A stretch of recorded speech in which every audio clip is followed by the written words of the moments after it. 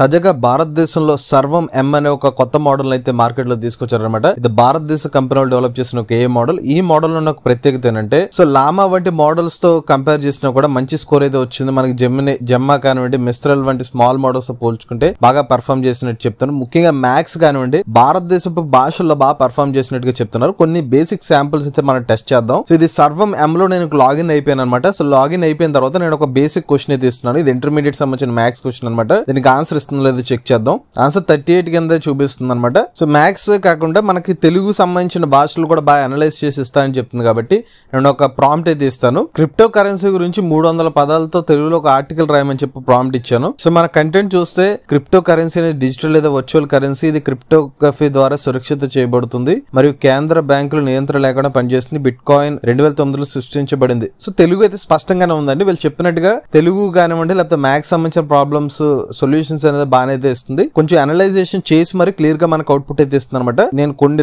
రెండు టెస్ట్ చేసి చూపించాను. బట్ దీనికి సంబంధించిన డీటెయిల్ వీడియో మన ఏ తెలుగు ఛానల్ అయితే అప్లోడ్ చేస్తాం. అలానే మన ఏ Telugu beginner course 11th batch June 9వ తారీఖు స్టార్ట్ అవుతుందండి. టైమింగ్ సాయంత్రం 6:30 నుండి 7:30 వరకు. ఎవరైనా ఇంట్రెస్ట్ ఉండి ఏ తెలుగు బిగినర్ కోర్స్ లో జాయిన్ అవుదాం అనుకుంటే స్క్రీన్ పై కనిపించే నెంబర్ కి వాట్సాప్ చేయండి. Taking only limited seats late చేయకుండా రిజిస్టర్ చేసుకోండి.